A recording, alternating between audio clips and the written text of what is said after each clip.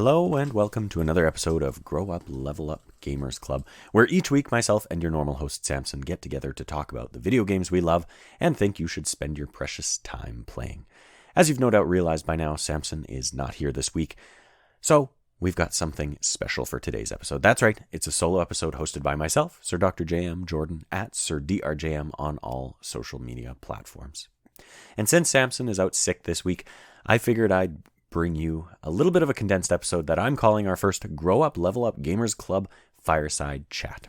On today's episode, I'll give you a little bit about what I've been playing, and then we're going to sit back with a cup of hot cocoa, relax, and we'll just chit-chat with each other and see where we go from there. So, without further ado, let's dive on in.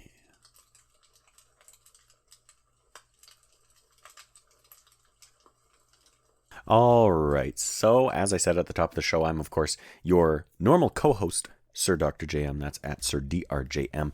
Meanwhile, Samson is out sick today, unfortunately. He's recovering from a bit of a cold. He actually, if you listen to last week's episode, you'll notice that you could hear it in his voice a little bit as it was just getting him. As is, I'm recording this episode a day late from when we normally record, just because we wanted to give Samson an extra day to recover, but unfortunately, he still wasn't feeling too well. So I figured, what the heck? I used to do an entire podcast by myself where I just talked into a microphone for sometimes an hour, sometimes an hour and a half, sometimes 45 minutes. So I figured I could take it on this week, and we'll see where we go.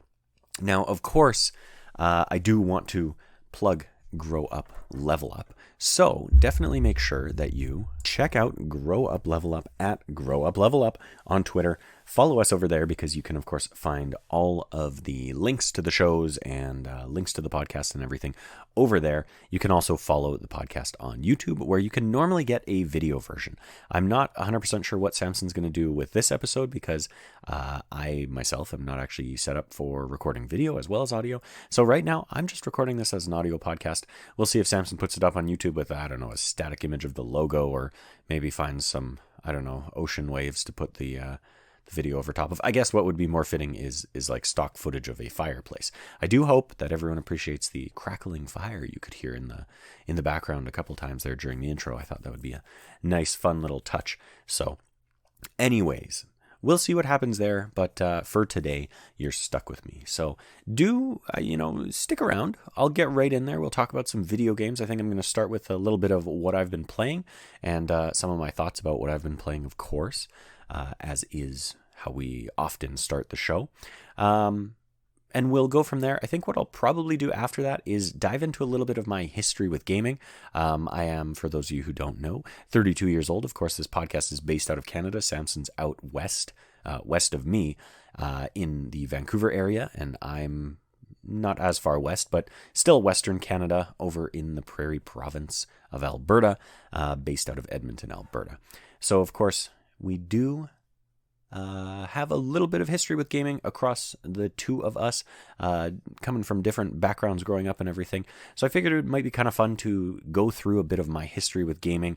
Of course, I'll touch on many of the games that I played in consoles and things like that I really loved.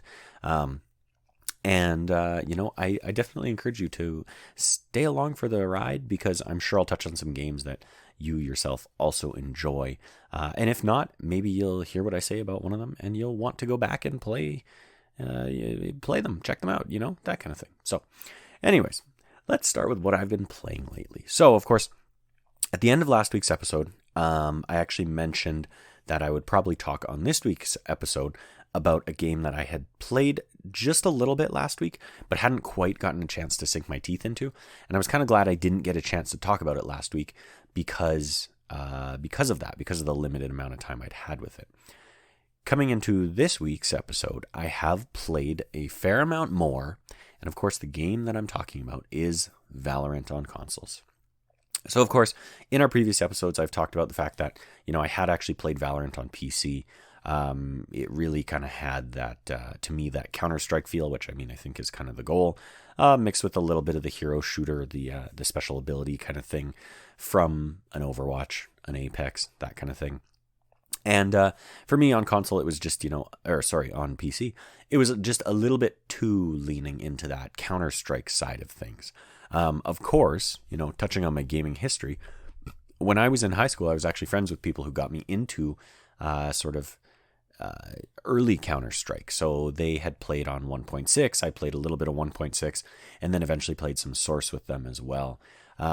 So I was actually somewhat proficient at these games. Certainly not at the level that, my friends that got me into it were, because they'd been playing for much longer than that before me. But that was kind of one of my first intros to first-person shooters. So anyways, coming to Valorant, the second I was in there, I had that same kind of feel. But at the same time, I didn't really feel like sinking too much time into it to get good on PC, largely because, I'm not much of a PC gamer. Mouse and keyboard, just again, having never grown up with it, has never been my forte or my preference for controlling a first-person shooter. So there's a steep learning curve for me there. Now, of course, I have followed Valorant in terms of release and the esports scene and how big it's gotten and everything. And I have been interested in it, right? I have watched some of the esports side of Valorant, and that's where most of my familiarity with the game comes from. Especially, of course, a lot of the Overwatch scene, of course, went to Valorant when Valorant first released. Now, of course, I stayed focused on the Overwatch side of things, so I didn't get too heavily into Valorant, but I did follow it for a little bit there. And I do have some familiarity on that side of things. So, naturally, when it came to console, I was excited to give it a try. It's a control scheme that I'm much more familiar with. I find it much easier to wrap my head around and just, in general, control, as opposed to mouse and keyboard. During last week's episode, I had only had a chance to play probably maybe 2, maybe even 1 match on console. And I was still kind of wrapping my head around it. Coming into this episode, I've played almost every night since, doing at least 1, often 2 or 3 matches to try and really get a good feel for the game and understand what's going on. And from that, I have 2 big thoughts. My first thought, my initial reaction after sinking, a decent amount of time in it, enough to feel comfortable and like I knew what I was doing, my first thought was, man, I just don't get this style of shooter anymore. Where I used to, when I played Counter-Strike with my friends, the 3 of us would, all be on comms and playing at our own house and everything like that. And it was fun in that team sense. I think I've largely gotten away from that. I don't play most team games, in a team anymore, like an actual team with my friends or anything like that. That's just not really something I engage with most of the time. Even when I'm playing competitive games, I want to just pop in and play. I don't want to pop in and then have to message a friend and then wait for them to come online and then party up with them. And then sometimes I don't even want to chat. I just want to play and kind of be in my own world. Sometimes I'll listen to a podcast or a stream or something while I'm playing. So I do think that largely my sort of feelings toward Valorant on console are a little bit colored by that. It felt similar to the old, but not quite as much fun as I would have had previously. And I do think a big part of that is because I was missing that sort of team element behind it. But the other side of it was, to me, it feels dated. And again, I think that plays on the fact that I played Counter-Strike in these games back in the day. Obviously, I understand that, even Counter-Strike has, a new version, Counter-Strike Go, and eventually Counter-Strike 2. And they all play very similar to, it's that same kind of feel of the less of a Call of Duty where you're running and gunning, less of an Overwatch where you're always constantly moving, and more of a tactical, you're peeking around every corner slowly, but you have to, your finger is on the trigger at all times because it really only takes 1, 2, 3 shots to pop someone, especially if you get them in the head, then it's almost instant. So it felt a little dated, but I realized it's just kind of a different style of game. And the funny thing was, I didn't realize that initially. When I was first playing, I think I was still stuck in that Call of Duty mindset, and I was kind of struggling to find the fun in it. You'd come around a corner, a guy would be there, and you kind of immediately hold down the trigger, spraying and hoping you're going to hit something and trying to adjust for the recoil, when really This game is not meant to be played like that. You almost physically cannot do that. If you get a kill that way, you're very lucky. You have to be in a mindset of when you're going to pull that trigger, you stop. You really do halt and either drop an ability, pull the trigger, but you got to be ready to do it, at the drop of a pin kind of thing. So partway through my experience over the past week playing Valorant, I actually heard someone on a podcast talking about that it's a different style of game. And it was almost like once I heard them say that, it clicked in my brain and I realized this is a different mindset. Same perspective as an Overwatch, same perspective as a Call of Duty and Apex, but it's not that run and gun style. It's not that speedy movement that, always on the run. You can take a decent amount of damage and still get away or use an ability to get away or something like that. It really is a shift in how you control things and how you play and that mobility of everything. So once I kind of wrapped my brain around that, I did find that I was having more fun. To talk about some of the positives of Valorant, I definitely think they've nailed the art style and the look. I love the characters. I'm a sucker for these character shooters. Just like Overwatch, I love the Apex style of, hey, here's your characters. They all have these unique backstories and everything and abilities that suit their play style and everything in their story. So I immediately love that. I fall in love with the characters. I love the tie to the real world that they have, just like Overwatch, where, these are many of these characters come from real fictional places in the world kind of thing. But then also the biggest thing that I noticed that Valorant really, I think, has kind of nailed is the weapon skins and the sort of weapon charms, which is interesting because that's definitely a system that Overwatch 2 tried to take on and I think has kind of faltered with. For me personally, I think because Overwatch 1 never had any of that stuff, it wasn't too appealing to me. And then with Overwatch 2, when they introduced specifically the little weapon charms, I was a little bit like, these are neat, but I'm not compelled by them. I don't really see any value in them because your weapon is sort of attached to the character you play as. Whereas in a Valorant, you die, you drop your weapon, someone else can pick it up. Even at the beginning of every round, there's a buy phase where you purchase a weapon and abilities. And of course, you throw, the previous weapon you had on the ground if you buy a replacement for that weapon type. So Valorant has a lot more emphasis on the weapons being a core sort of part of the character you're playing as. And because of that, it really feels like those aspects in Valorant have sort of a leg up on an Overwatch. And of course, Overwatch is always going to be my point of comparison for this because it's the one I'm most familiar with, right? So it's kind of a bit of a fun education for me comparing Valorant or, many other games against Overwatch. So I really do think Valorant does an excellent job of the characters, the weapon skins, those weapon charms and things like that. One thing I'll never understand is this new menu system that these games have decided to implement. Fortnite, Valorant, Apex, I really don't understand just the menu where they've got this L1, R1 to change, or sorry, and I, of course I'm talking consoles here, but they've got this sort of tabbed system. I really do prefer the Overwatch style where it's literally just a menu of words on the left, up and down, and you pick play game, heroes, etc., etc. That makes much more sense to me for some reason. We had this shift at some point in design where we went to this tabbed style of play for these hero shooters, and it just doesn't make sense to me. But anyways, that's a tangent. The point is, once I kind of shifted my mindset around Valorant, around what it is and how it plays, and moved on from the fact that this is a first-person shooter, like other first-person shooters, and kind of realized, yes, it's the same perspective, but the style of play is different, I did start to have more fun with it. Regardless of that fact, and regardless of sort of these things that I talk about that I actually do like in Valorant,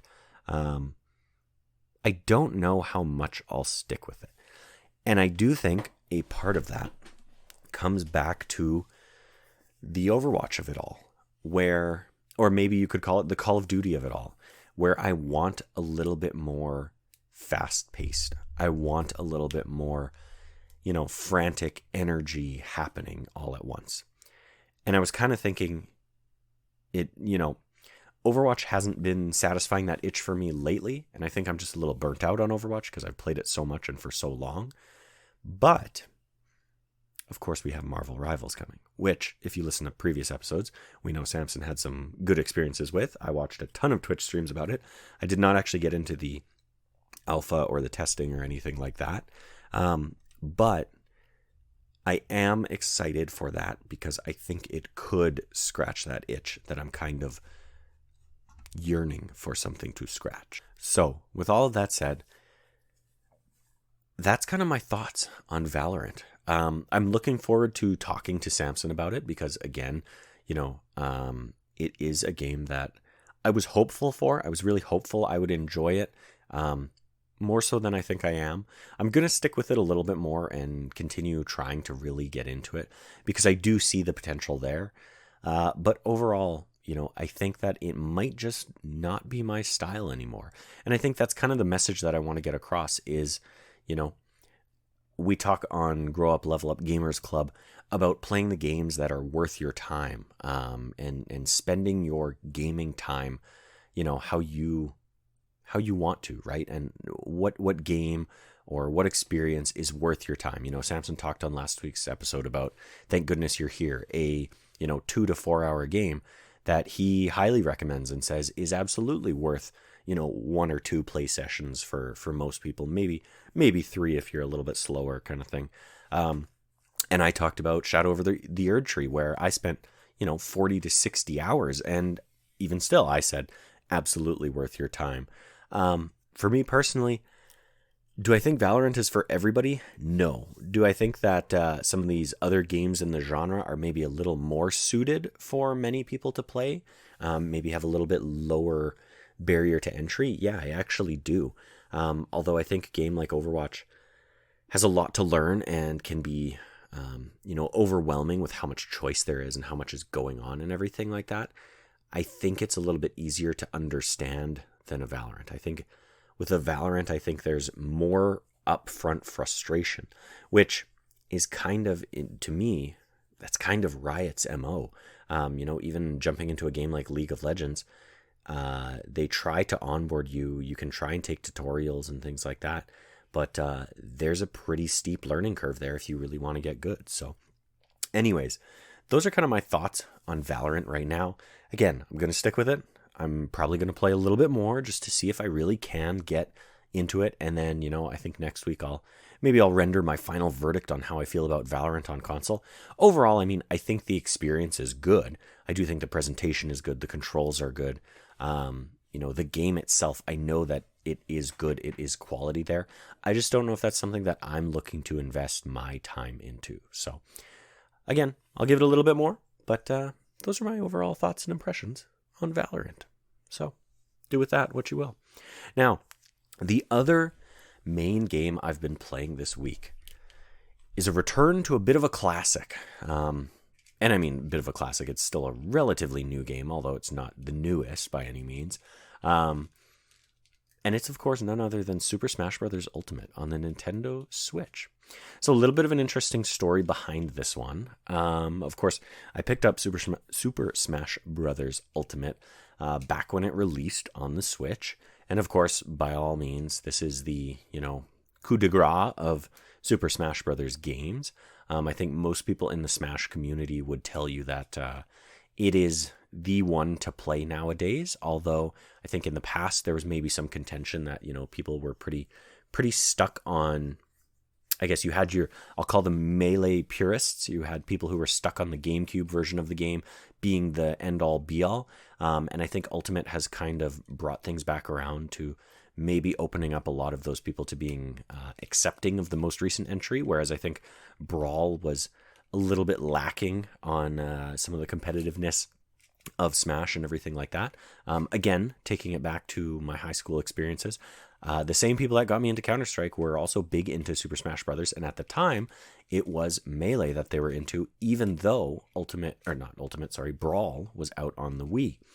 So they got me really into that as well. I think I did a little bit better with that one than I did Counter-Strike. But anyways, Super Smash Brothers is kind of in a lot of ways in my blood. I think it's a game that a lot of us have fond memories of playing the original Super Smash Brothers on Nintendo, on N64. And then, of course, eventually moving on to Melee on the GameCube. And a lot of people would have moved on to Brawl. For me personally, we weren't fans of Brawl. We were the Melee purists. But I think Ultimate has done a great job of sort of bringing it all together and updating things, making them feel new without making them feel too new, and still kind of leaving a lot of that technical ability that Melee had, whereas Brawl kind of removed some of that. So anyways, that's a little bit of my history with Super Smash Bros. Ultimate, or Super Smash Bros., as a series. The reason I've kind of gotten back into Ultimate recently is actually because my wife works with someone who is working as a bit of a tournament organizer for a Smash Brothers, I don't know what to call it, a Smash Brothers community, a local one here that is running their own tournament. And anyways, through my wife's work, they're doing some work with them. And so they wanted someone to kind of work with them through a bit of the tournament and stuff like that. And through my wife, they knew that I was a gamer. So they actually, asked if they could just kind of chat with me a little bit about gaming in general and kind of get some of the lingo and just, understand gamers a little bit. So anyways, my wife said, yeah, I'll bring you in and you can chat. So I went into her office and I chatted with this member of her team that's kind of working with the tournament organizers. And we got talking, and as it turns out, they had actually hoped to have someone playing the game on their Twitch stream while they do sort of an interview with the person from, the company my wife works for. And of course, this person that was working on this said to me, I could do it and I can button mash and I can kind of get by. But like, if you're interested in playing on stream, then, maybe you could do that and just play in the background. You won't have to talk or anything like that. And, although terrifying because I'm by no means good at Super Smash Brothers, I kind of went, yeah, why not? So anyways, the long story short is I might be playing as a part of this tournament sort of organization thing. I won't necessarily be in the tournament, but you might see some of my gameplay on their Twitch channel. Now, of course, if I knew what the Twitch channel was, I would drop that here. But I actually don't. I don't have all the information right now. I don't know when I'll have all the information. But anyways, all of this made me go, oh crap, I better brush up on my Super Smash Brothers. So I pulled out the Switch. I pulled out my copy of Super Smash Brothers. And I fired it up. Now, what did I find? Well, I actually found that I had been playing on a different Switch. So in my house, we do actually have two Switches. We have our main Switch, which of course gets the most play. And then we actually have a Switch Lite as well, which we bought as, hey, honestly, it was an Animal Crossing machine, right? We both wanted to play Animal Crossing at the same time.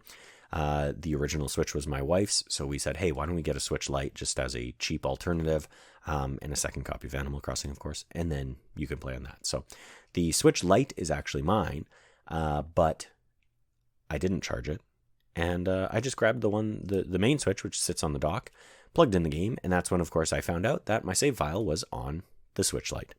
So I basically started from scratch, where you start with, I think, 8 characters. And then, of course, I spent some time Googling what's the quickest way to unlock every character, and who's the best character to play for a beginner, for an intro, that kind of thing. And lo and behold, now I'm working my way through a bunch of rounds of classic mode to unlock more characters. Not even so much to have the characters, but in a lot of ways to get some practice in. So again, I haven't played this game in quite a while, nor do I think I was ever really that good at Ultimate. So I dove in. Honestly, because of the original 8 characters that you start with, and because of some of the YouTube tutorials that I found, I started with Mario just to stretch my legs a little bit. And the nice thing is he is kind of a good intro character, right? He's got a pretty simple, easy to understand moveset. Plus he's got some really good techs and abilities he can do with his reversal cape and things like that. And I've just been enjoying myself, I think I'm getting a little better than when I first started playing, maybe half a week ago kind of thing. But right now, I'm just practicing up. I have changed things around a little bit, tried out some Kirby, tried out some, I'm trying to think who else I played as a little bit. Oh, tried a little bit of Fox. Fox, a little bit harder to wrap your head around, not recommended for newbie players. The big thing that I found was kind of Mario, Wolf, and I forget who the third one was. There was a third one that I saw was a good one to start with, but of course, Wolf and that other one aren't unlocked right away. So Mario was the easy fit, and I just kind of dove in and started messing around, started playing, and I've been enjoying it quite a bit. It's easy for me to play just kind of as a casual pop in, pop out kind of game. I can jump in, do a few rounds, and feel pretty good and kind of see where I'm at. Some days are better, some days are worse, but I feel like I'm improving slowly. So anyways, that's Super Smash Brothers and my time with Super Smash Brothers over the past week. It's been fun. I'm looking forward to getting in there more, and like I say, once I know more details about this Twitch stream and everything, hopefully I'll have enough time to drop the info on an episode, so that if you're interested, if you want to see me, some of my gameplay of Super Smash Brothers, judge me and tell me how bad I am, then hopefully I'll be able to drop that information and you can check it out. And that's really what I've been playing over the past couple of weeks. Of course, there is an Elden Ring shaped hole in my gaming right now, so I do find myself jumping around a little bit more. Of course, aside from Valorant and Smash, when I'm not playing those, I have been working my way through One Piece, the anime. I'm about, I think, on episode 157 or something like that. But I only started watching this year, so I'm making my way. But that's kind of what I've been up to over the past couple weeks. Not even couple weeks, just 1 week. Sorry. Anyways, and that's what I've been playing. So I think now what I'll do is I'll pivot over. We'll talk a little bit about my history in gaming. All right. Well, hopefully you're enjoying what you've heard so far. I could, talk to a wall if I had to. For I think about 3.5 years, I ran my own Overwatch podcast where I was solo talking to myself the whole time. So I do think that I can carry a conversation with myself pretty well. Granted, it is mostly, my ramblings about whatever comes to my brain. But regardless, I have fun doing it, and I hope that you have fun listening to it. So let's talk a little bit of my history in gaming. So, of course, if I go back to where it all started, I think many people have sort of those memories of, when I was little, I played on, my dad's whatever ancient console and that kind of thing. The funny thing is, for me, that's exactly how it started. But it is very apparent to me where the shift in sort of, playing on my dad's things to my own gaming sort of history starts. So when I was very young, of course, I remember us always having a Sega Genesis in the house. This is back in the days of, we had a TV in the basement that was a really old TV. In fact, it was so old that it actually had the dial knobs on the front for changing the channel and the volume and everything like that. I don't even recall if we had a remote control for it, but it was an old TV, had fake wood paneling around the screen and everything. And I just have very vivid memories of that TV being in the basement. And me and my sister playing the Genesis on it. I think I mentioned this in one of our previous episodes of Grow Up Level Up Gamers Club, playing a Sesame Street game on it where you went and took orders and, you had to run through these pretty simple platforming levels and collect the correct number of individual food items and bring them back to this guy who placed the order. If you got the order right, you pass the level and that kind of thing. And I have very crystal clear memories of that, just very fond memories of that Sesame Street game.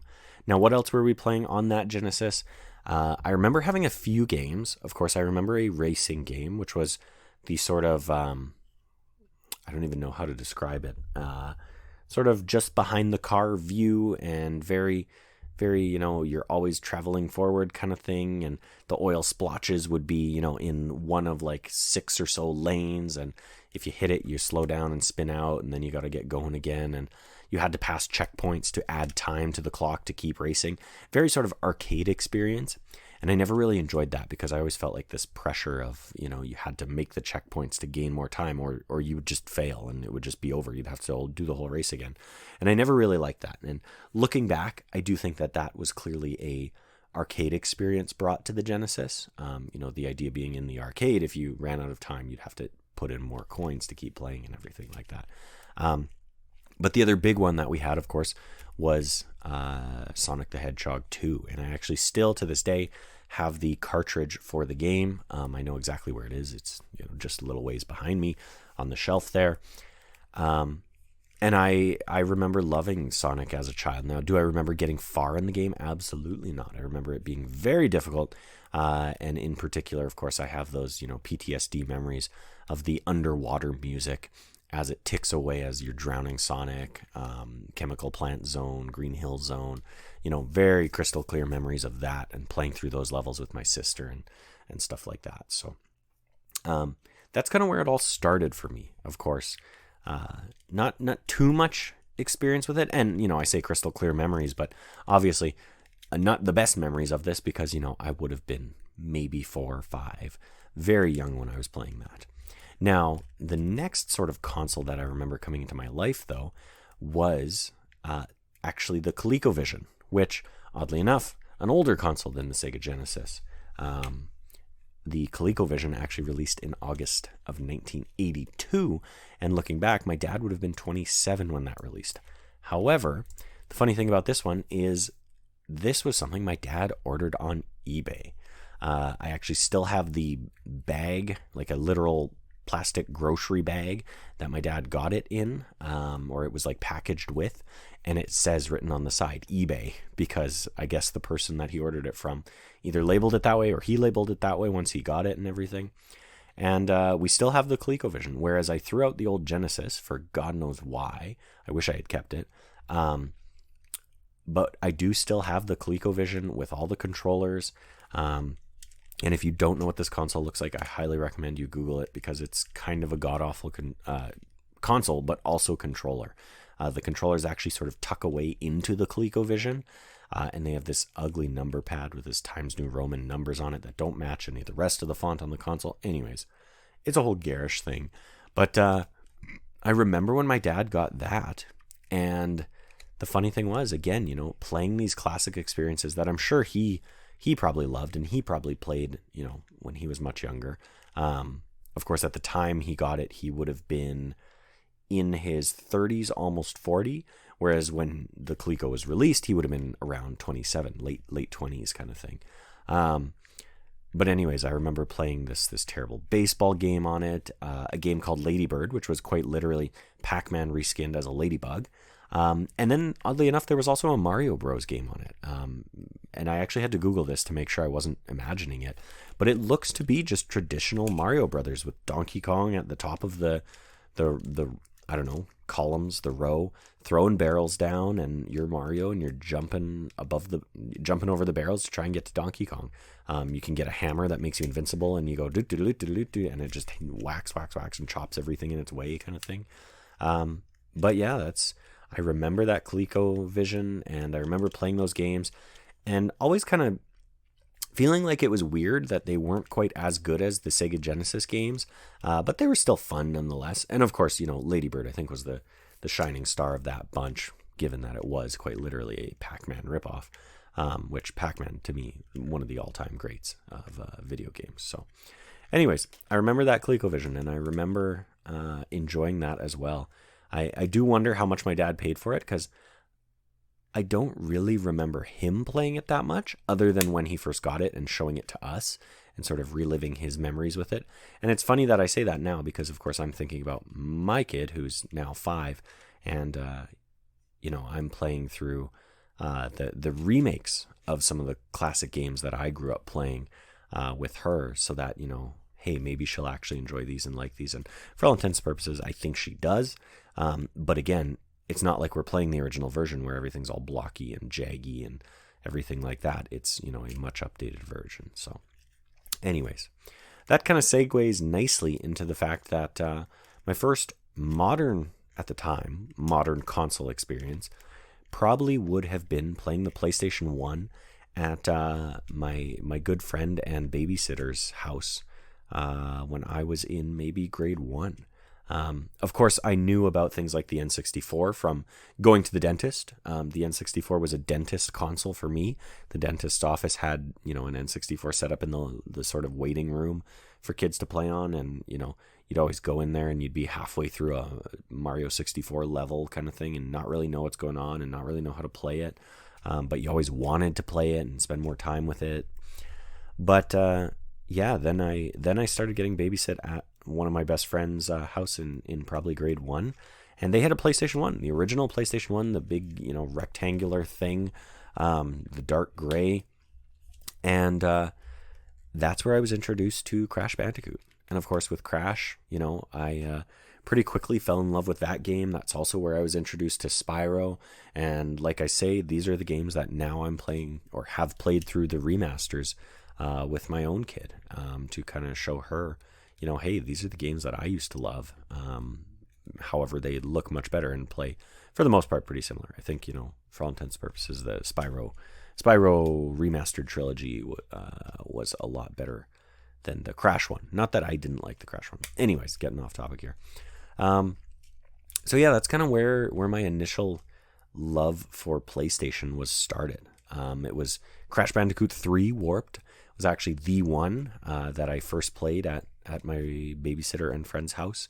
And then it would have been, I think I remember seeing Spyro 1, but I think Spyro 2 was out by then. And of course, everyone knows Spyro 2, Ripto's Rage, is the best in the original trilogy. So anyways, had a lot of fun with those.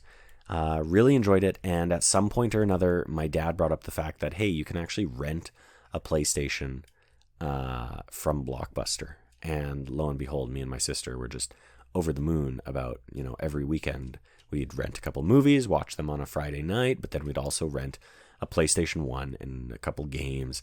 And me and my sister would just, play much of the weekend away and enjoy those games. Now, we probably only did that a little bit, but I do remember that because, of course, I remember the plight of never having a memory card and, just leaving the PlayStation powered on all weekend long because you didn't want to lose your progress and everything like that.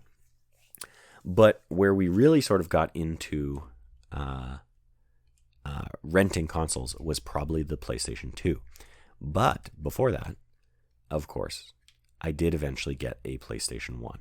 Now, technically speaking, I got a PS1, the slim version of the PlayStation 1. I remember it was a gift. I'm not sure if it was a Christmas gift or something like that, or a birthday gift. My sister and my birthday are 4 days apart, 4 years and 4 days.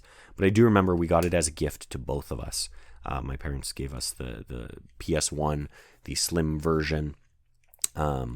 And it was late in the life cycle. I think if you look up the release date of the PS1 Slim version, it was maybe a year or two ahead of the PS2's release. The PS2, I think, was already announced when it came out.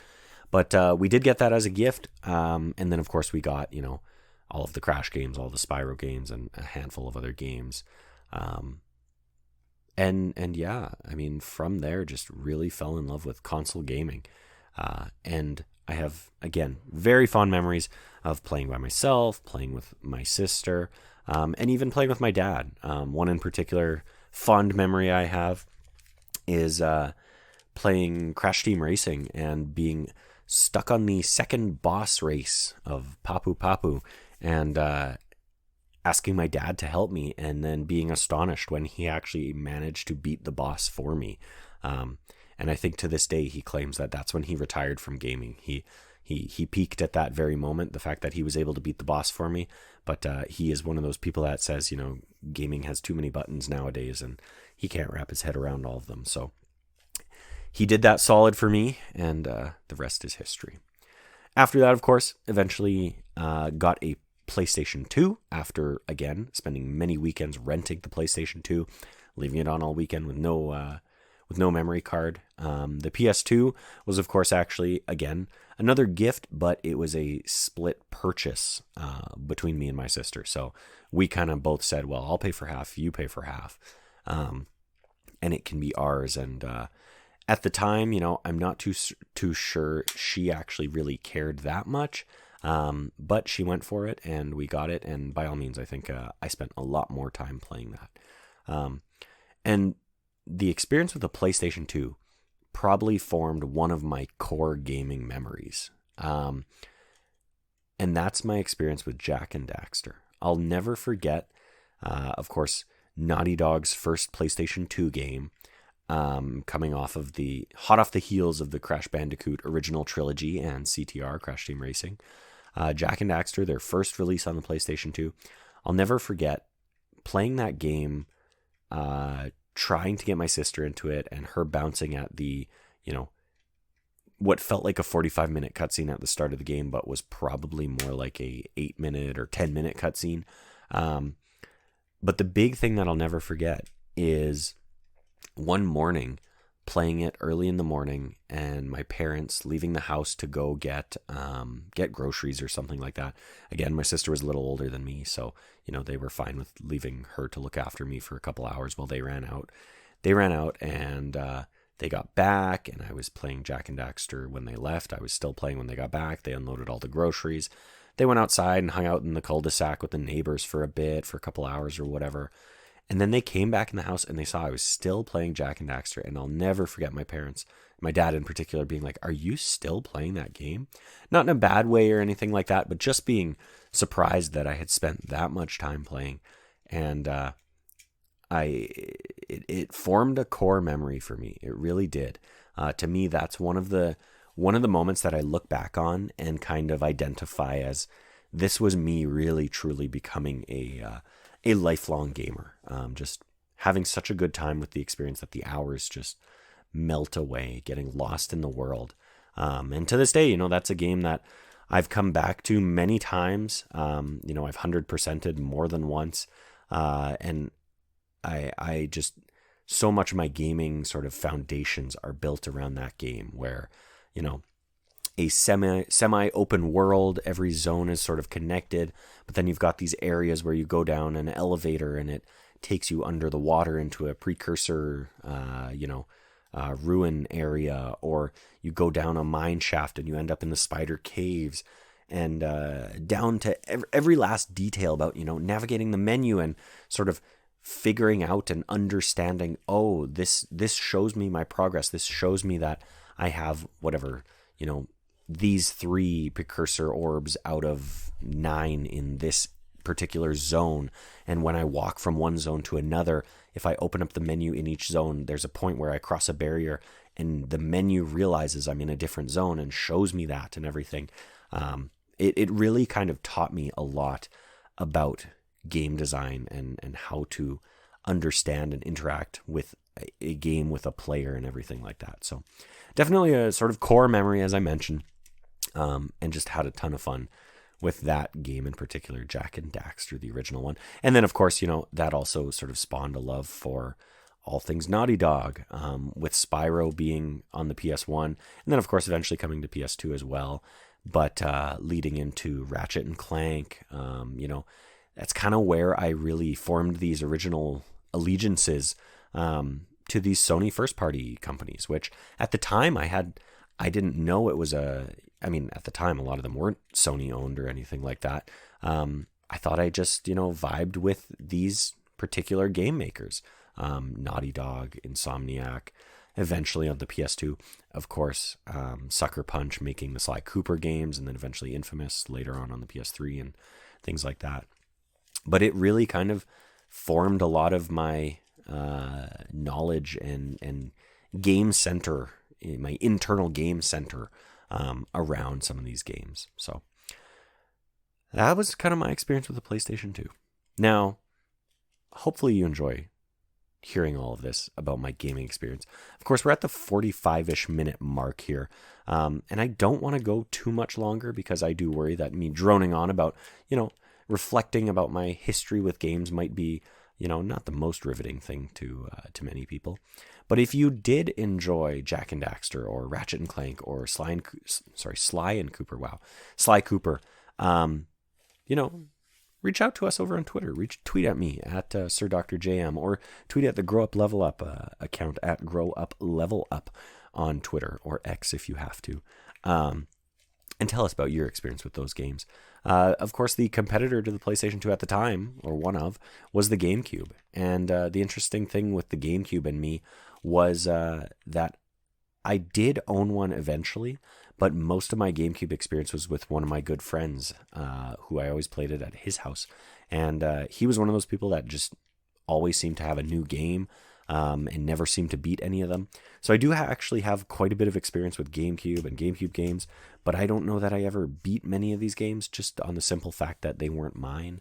But we had a ton of fun with a lot of classic GameCube games: Mario Kart, Mario Party, really any of the Mario games. Mario Sunshine to this day is probably my favorite Mario 3D platformer, although I understand that's a contentious opinion.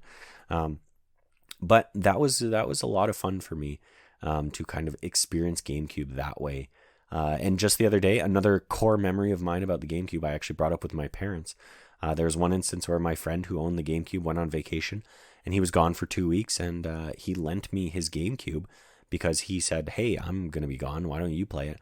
And I remember my parents seeing me play it and getting upset with me about the fact that I had borrowed this GameCube from him and not run it past them first, because, what they told me at the time was, what if something happens? What if it breaks in some way? What if you have a problem? Then we have to basically buy him a new one.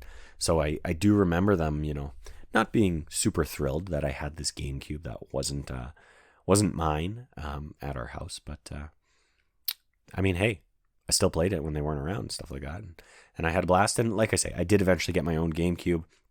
But even then, I think I had 3, maybe 4 games for it, because I would just mostly play GameCube at my good friend's house. So that's my experience with the GameCube. Now, again, as I was kind of saying, I'm already at past the 45-minute mark even. So I do think that, I'll probably actually end this nice little fireside chat there. I don't want to go on too long. I don't want to bore you to death. I just want this to be a nice, comfortable little chat about some of my gaming history. And I think that's kind of a nice place to put a pin in it, right? End with the PlayStation 2 and the GameCube, and of course the original Xbox, although I didn't have much experience with that.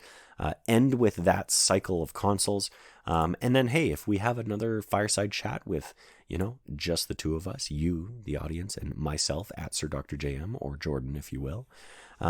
If I get a chance to do another fireside chat with you, maybe we'll pick things up with the PlayStation 3 era, and I can talk a little bit about that. Of course, I didn't touch on my handheld gaming experiences at all. I do have some experience around the Game Boy and, of course, the PSP and PlayStation Vita as well.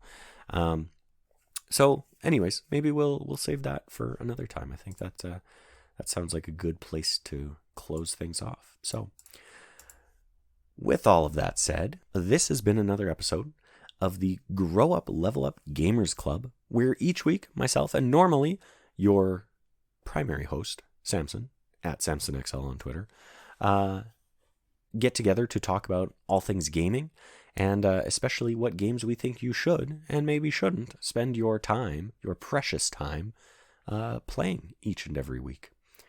Of course, as I mentioned, SamsonXL at SamsonXL on Twitter should be back next week. Oh my gosh, I just realized this whole time I've been saying SamsonXL. I think that's what he is on, I don't know, Discord or something.